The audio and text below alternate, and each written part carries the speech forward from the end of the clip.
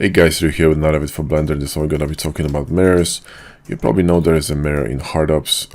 So let's say I'm gonna, mirror this bugger in here and go to object mode and Alt X, and mirror to the other side. However, there's also a mirror in Machin Tools, and it works also with Alt X, but in edit mode. So if I'm gonna, quickly type the Alt X, you will see that it's gonna just appear here. And if I want to mirror from the other side, like this, right? Well, now the mirror on hardups is actually active, so I need to remove it so you can see it. And there you go, in edit mode. And if I, tap Alt X, it will not mirror it because mirrors from left to right.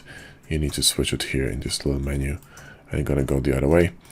And you got other axes as well if you need them, so pretty cool stuff. But if you work on some geo and you kind of apologizing and you constantly move stuff and edit it, and you want to quickly move it to the other side, Alt X, and you're done.